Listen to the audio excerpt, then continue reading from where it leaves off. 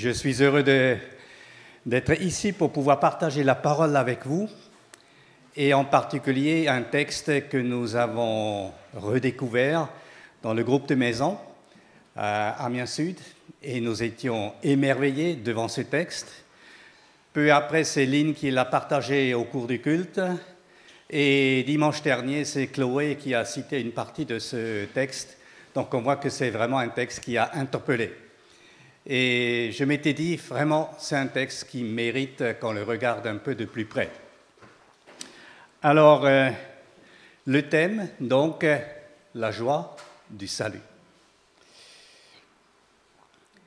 Juste pour donner quelques informations, l'épître que nous lisons est bien de l'apôtre Pierre. Donc, c'est un personnage particulier, un peu impulsif, un peu prétentieux parfois, hein, donc il est quand même le premier qui formule que Jésus est le Messie, le Fils de Dieu, donc c'est une déclaration extraordinaire. Il se croit plus fort que tous les autres, il ne renierait jamais, même si tous les autres le feraient. Il n'a pas tardé de renier 3 fois de suite son Seigneur. Et ensuite, c'est Jésus qui l'a réintroduit dans la communion fraternelle en disant « M'aimes-tu » Il l'a répété 3 fois, et 3 fois Pierre a dû dire « Oui, je t'aime ». Quelque part, 3 fois renié, 3 fois il a dû reformuler son engagement envers le Seigneur. Et Jésus lui a confié une certaine mission, et on le voit à travers les actes des apôtres, combien il était actif. La date de cet épître, environ 64 après Jésus-Christ, donc après sa naissance. La région, donc, à qui était adressée cet épître, c'est les personnes qui habitent dans la Turquie actuelle, à peu près. Donc c'est là, les chrétiens étaient dispersés.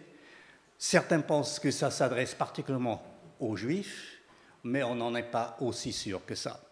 En tout cas, que ce soit des Juifs ou des non-Juifs, nous en sommes concernés en tant que personnes qui ont découvert Jésus-Christ. 3 grands sujets selon John MacArthur. Donc, le premier sujet qui est développé dans cet épître, c'est le salut. Le deuxième sujet, c'est le comportement modèle du chrétien. Et le troisième sujet, le retour du Christ. Sous chaque grand thème, il y a des sous-thèmes que je vous épargne de présenter. Vous les découvrez vous-même. Alors maintenant, la lecture du texte. « Béni soit Dieu, le Père de notre Seigneur Jésus-Christ, conformément à sa grande bonté, il nous a fait naître de nouveau à travers la résurrection de Jésus-Christ pour une espérance vivante, pour un héritage qui ne peut ni se détruire, ni se souiller, ni perdre son éclat. Il vous est réservé dans le ciel, à vous qui êtes gardés par la puissance de Dieu, au moyen de la foi, pour le salut prêt à être révélé dans les derniers temps. C'est ce qui fait votre joie, même si maintenant, puisqu'il le faut, vous êtes pour un peu de temps attristés par diverses épreuves. Ainsi, la valeur éprouvée de votre foi, beaucoup plus précieuse que l'or qui est périssable que l'on soumet pourtant à l'épreuve du feu, aura pour résultat la louange, la gloire et l'honneur lorsque Jésus-Christ apparaîtra. Vous l'aimez sans l'avoir vu. Vous croyez en lui sans le voir encore. Et vous vous réjouissez d'une joie indescriptible et glorieuse, parce que vous obtenez le salut de votre âme pour prix de votre foi. Les prophètes qui ont parlé de la grâce qui vous était réservée ont fait de ce salut l'objet de leur recherche et de leur investigation. Ils cherchaient à découvrir l'époque et les circonstances indiquées par l'Esprit de Christ qui était en eux lorsqu'ils attestaient d'avance les souffrances du Messie et la gloire dont elles seraient suivies. Il leur a été révélé que ce n'était pas pour eux-mêmes, mais pour vous qu'ils étaient au service de ce message. Les hommes qui vous ont prêché l'Évangile par le Saint-Esprit envoyé du ciel vous ont maintenant annoncé ce message, dans lequel les anges eux-mêmes désirent plonger leur regard. Ça nous amène à un plan de ce texte.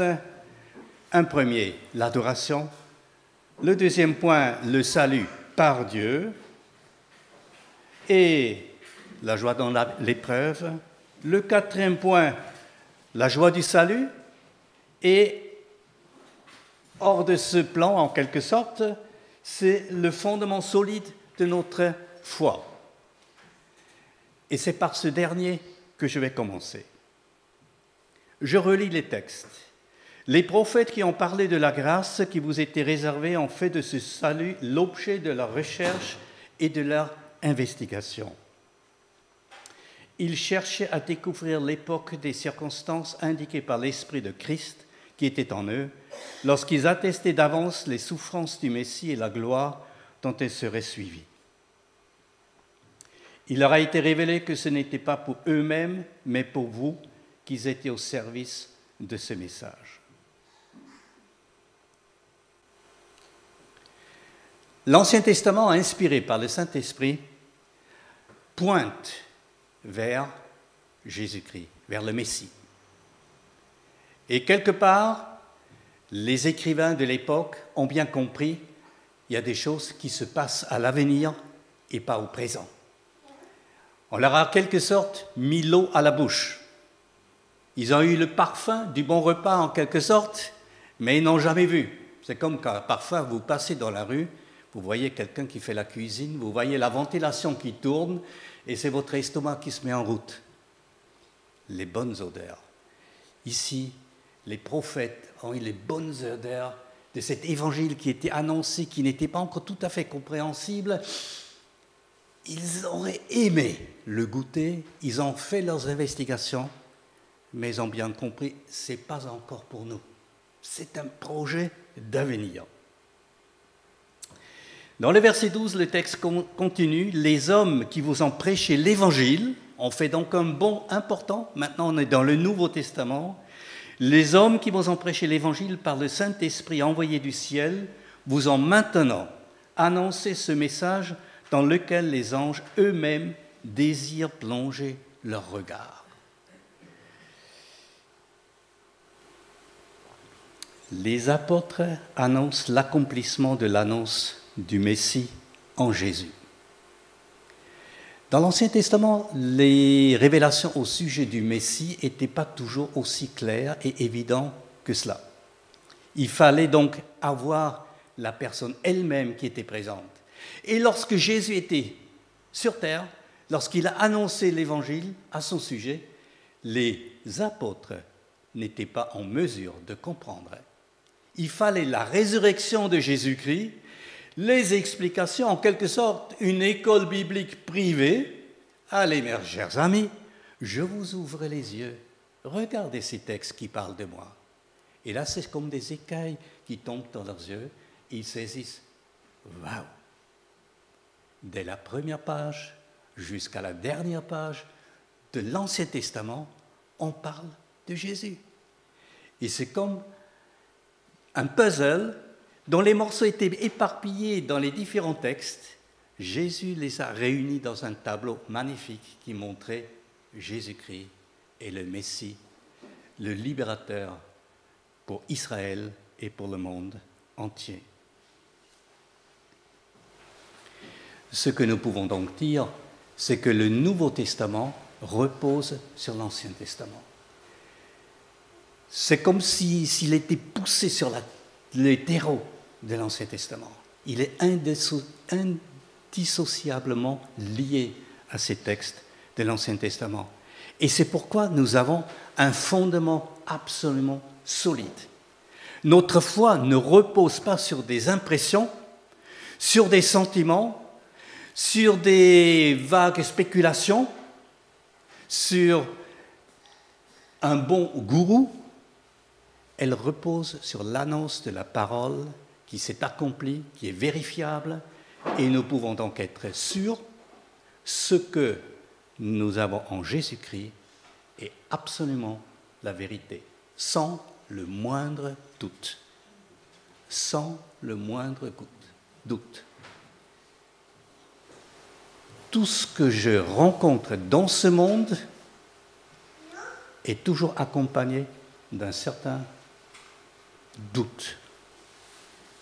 Quand je tourne la clé de la voiture, je ne suis jamais sûr que j'arrive à destination.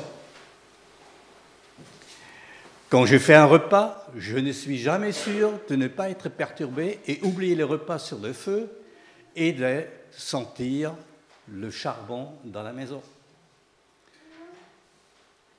Ce n'est pas ainsi que nous avons connu le Christ. Il est absolument fiable, digne de confiance dans toutes les circonstances. Tout peut s'écrouler autour de nous. Christ est là, immuable, solide, le roc, le repos, la digne de notre confiance.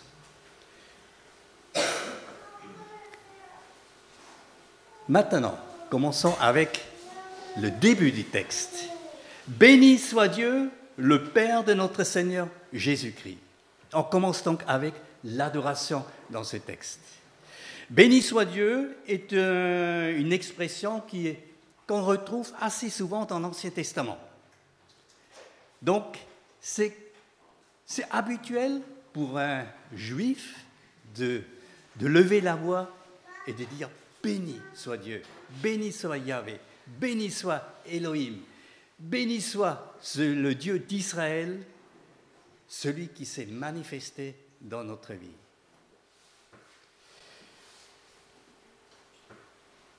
Ensuite, on parle du Père.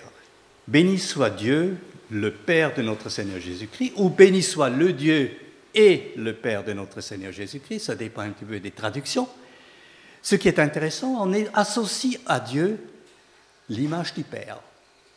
Très rare dans l'Ancien Testament, c'est pourtant la manière comme Jésus s'adresse à Dieu, comme il en parle, pour signifier cette liaison, cette relation étroite entre Jésus et Dieu. Ils poursuivent un même but. Ils sont en symbiose. Ils sont unis dans tout ce qu'ils entreprennent. Et quand nous nous adressons donc de la même manière à ce Dieu, le Père de Jésus-Christ, nous nous associons en quelque sorte à ce Père qui est devenu aussi notre Père, comme nous le prions dans notre Père qui est aux cieux. Allons au deuxième point, salut par Dieu. Conformément à sa grande bonté, il nous a fait naître de nouveau à travers la résurrection de Jésus-Christ pour une espérance vivante. Pour un héritage qui ne peut ni se détruire, ni se souiller, ni perdre son éclat, il vous est réservé dans les ciels, à vous qui êtes gardés par la puissance de Dieu au moyen de la foi pour le salut prêt à être révélé dans les derniers temps.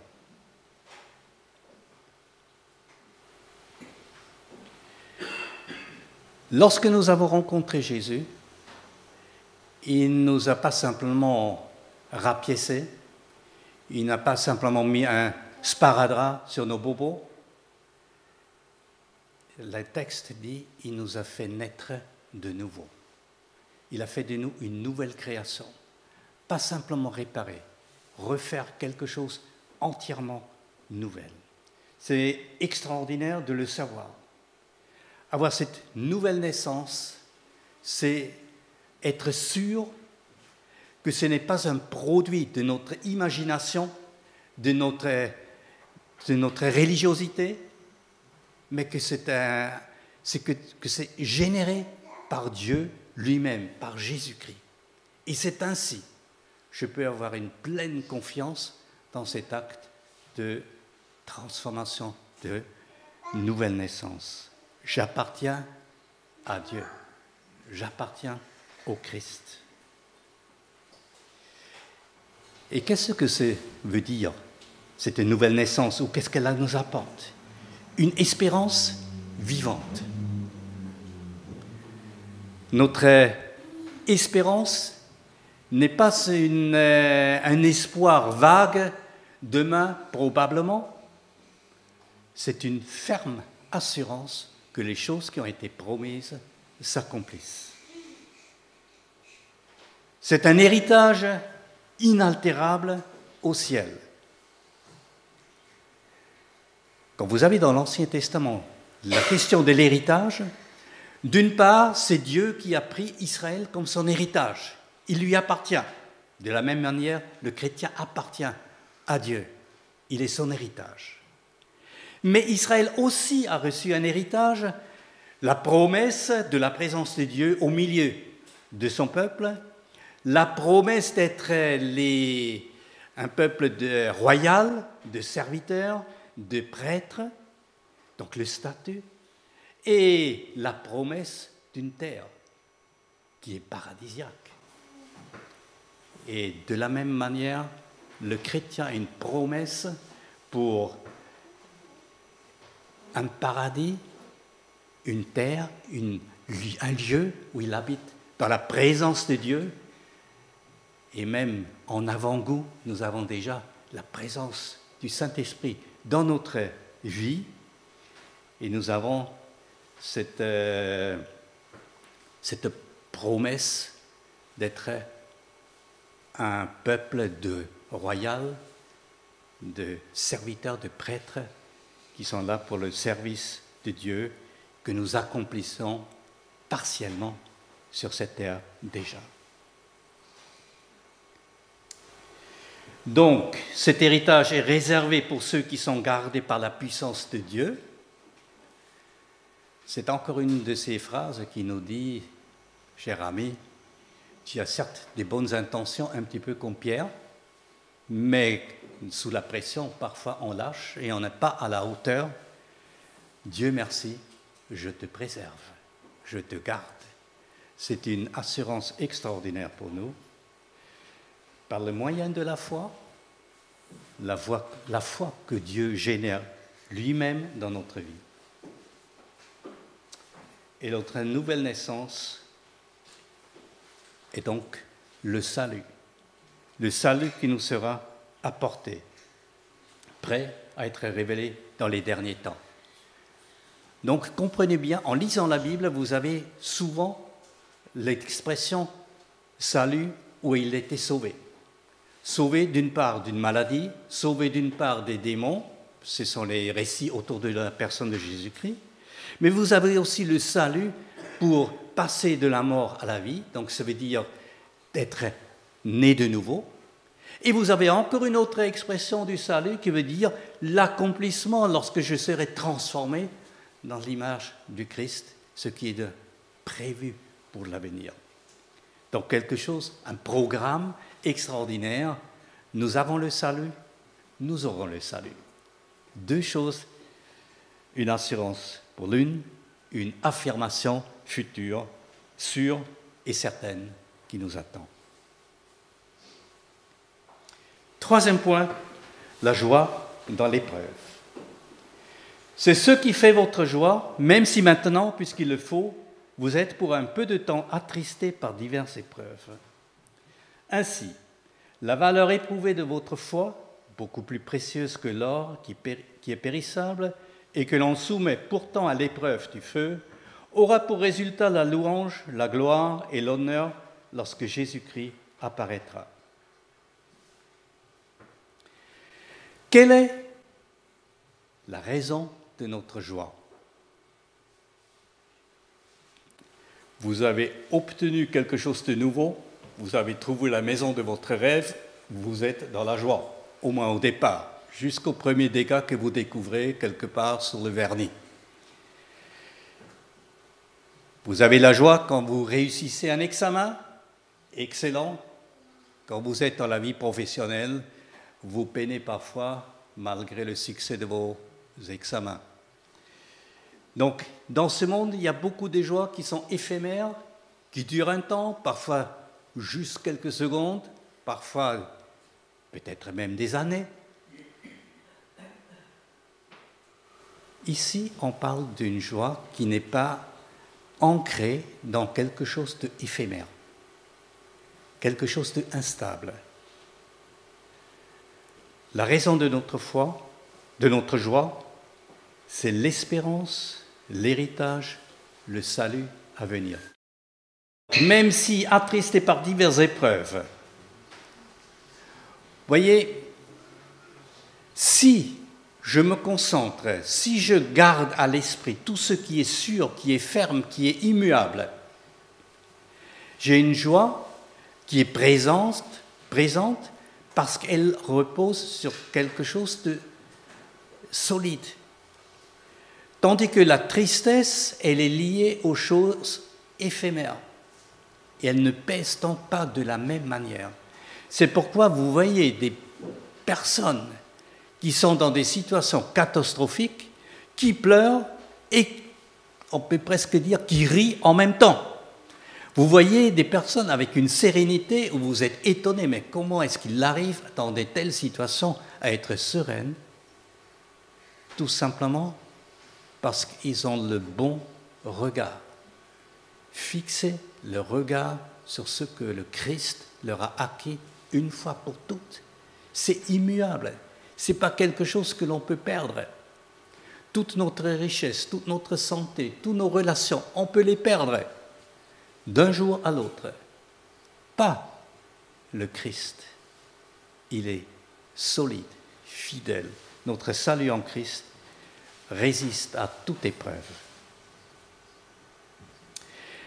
L'épreuve de notre foi fait donc apparaître en quelque sorte ce qui est véritablement au-dedans de nous. Elle nous permet de réorienter le regard sur les choses essentielles.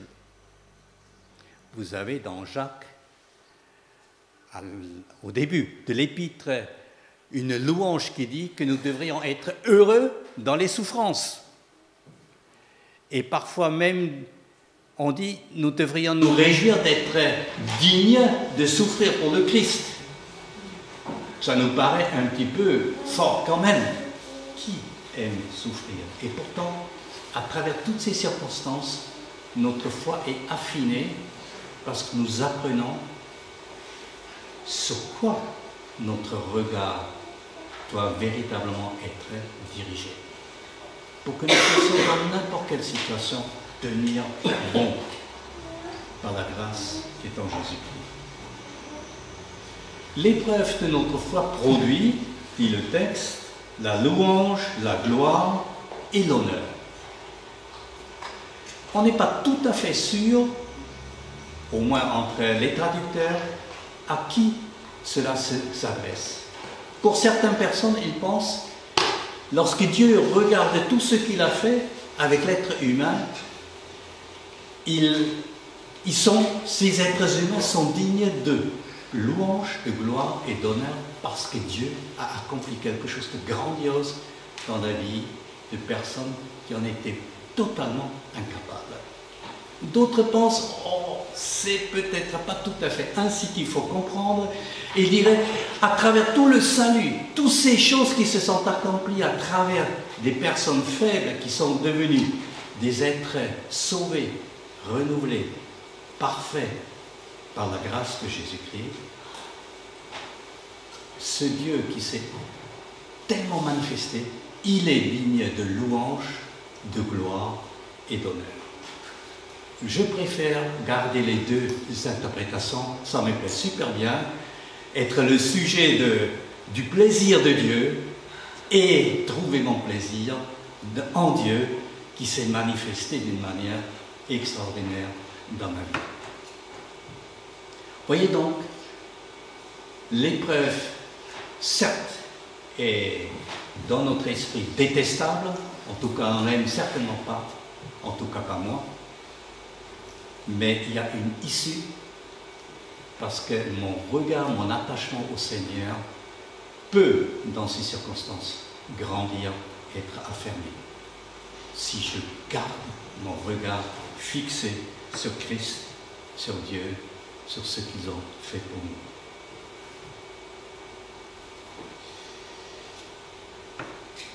Ces choses, j'ai oublié de dire, c'est lorsque Jésus-Christ reviendra, où elles seront pleinement manifestées. La joie du salut, vous l'aimez sans l'avoir vu, vous croyez en lui sans le voir encore, et vous vous réjouissez d'une joie indescriptible et glorieuse, parce que vous obtenez le salut de votre âme pour prix de votre foi. Une expression ou un mot qui est important dans tout ce texte-là, c'est la foi. La foi, la confiance que je fais en Dieu. Le salut, je l'ai obtenu par la foi, par la confiance que je mets en Dieu. Et c'est pourquoi elle ne dépend pas de moi, elle dépend de ce que Dieu, que Jésus-Christ a fait pour moi. De ce salut, de cette certitude d'appartenir à Dieu, au Christ, naît un amour pour Jésus-Christ. Je ne l'ai jamais vu. Je ne l'ai jamais entendu. Je lis la parole, je l'entends à travers la parole. Je l'ai vu dans mon imagination, mais je suis persuadé, je serais assez étonné de voir la différence entre mon imagination et le Christ véritable. Mais je sais une chose, c'est passager. Je le verrai de mes propres yeux. Et je l'aime parce que c'est facile. Il m'a aimé le premier. Et il m'aime que je sois fidèle ou infidèle, que je sois persévérant ou un peu ramolli. Il a un but pour moi, qu'il n'abandonnera jamais. Et c'est pourquoi aimer Jésus est assez facile pour un chrétien.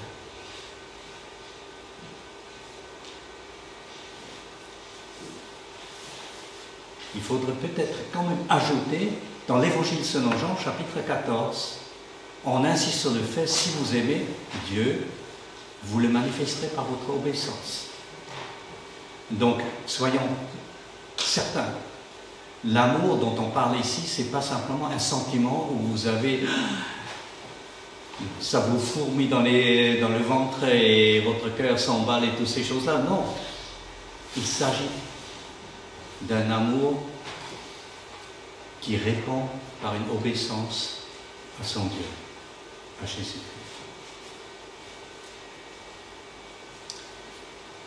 Et la parole nous dit, cette expérience de ce salut produit en nous une joie indescriptible, une joie glorieuse. On voit on a l'impression, l'apôtre Pierre aimerait bien écrire davantage, mais les mots lui manquent. Il est donc obligé de dire une joie indescriptible. Je ne trouve pas les mots. Et cette joie, elle réside en la personne de Jésus-Christ, dans ce salut qu'il nous a accordé. Alors je vous invite, reprenez ces textes, relisez-le, prenez différentes traductions, réjouissez-vous, nourrissez-vous de ces textes-là et goûtez combien notre Seigneur est bon, comme il nous aime et comme il est la source de joie à toute épreuve. Amen.